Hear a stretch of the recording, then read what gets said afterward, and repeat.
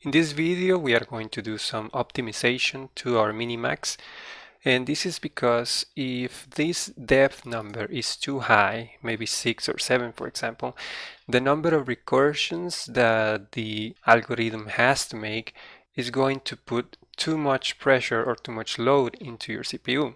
This may give the effect that the game hanged, but in fact it's just busy doing all of the recursions. So alpha beta pruning is a way to eliminate some of the recursion calls, and with that we alleviate the work on the CPU. By the way, if you want to understand more about minimax and alpha beta pruning, I recommend you watch a video in YouTube called Algorithms Explained by Sebastian Lake. I hope I'm pronouncing his last name correctly. He gives a very good explanation of the minimax algorithm and alpha beta pruning. So if you want more in-depth knowledge about this algorithm, go and watch that. So the way we implement alpha beta pruning is actually really simple. All we have to do is add a couple of parameters to the minimax function signature. Right after depth, we add alpha and beta. Now we are going to make use of these two down here in this line here where we make the decision based on the maximizing player variable. First of all, we have to change this call because we have two extra parameters. So we have to actually pass those as well, alpha and beta. And right here, right after we analyze the score that we got from the minimax call, we are going to do this. Alpha is going to be equal to math.max alpha and score. So basically, if alpha is higher than score, then that will be alpha. Otherwise, alpha will be equal to score.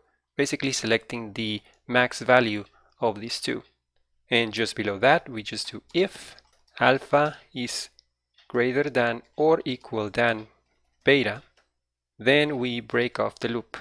So what we are saying here basically is that there is no need to keep looking into all of the valid columns because this score that we just got is as good as it's going to get.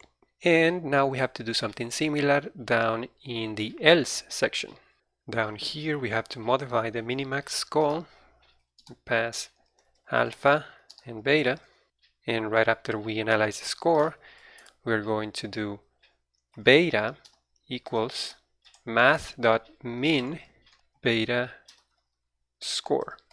So in this case, instead of looking for the max value between beta and score, we are looking for the minimum value. And then if alpha is greater than or equal than beta, then we break off the loop. So in this case, we are doing the opposite. We are saying there is no need to look for the other columns when we are doing the minimizing player because this score is as bad as possible for the opposing player. And that's pretty much it. Let's make sure that there is no errors and let's check the game. And in fact, let's go back and increase the depth number. And now that I remember, we actually have to change the call to minimax, the first call to minimax in the AI turn method over here. So here in the depth, let's say maybe 5.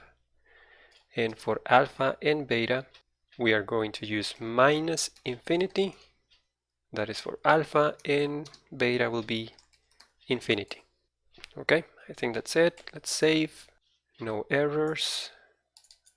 Back to the browser. And just to make sure, let's refresh and let's play. See the game, even though the depth is actually a high number, it's still pretty quick to play. So, well, there you go. I wasn't even looking. That's not fair. Let's do it again. Again here. This time I'm going to the sides. It's what the computer is doing. I'm going to block it right away so that it doesn't happen again. Now let's see, I'm going to drop here and here and here. Block it right away. Maybe I can block it here right away so that, okay. Of course. Okay, with that out of the way, let's add a few changes. There's a couple of things that I don't like, and I think I mentioned this in the last video. And one of them is that the AI takes its turn like instantly. So it might be a little bit hard to see where the move took place. So I think I want to add some sort of delay between the player 1 and the player 2, so that it will be much more easier to see where the player 2 made a move. And we are going to do this in the next video. So see you then. Maybe I can win this one. I don't think so. Never mind. See you in the next video.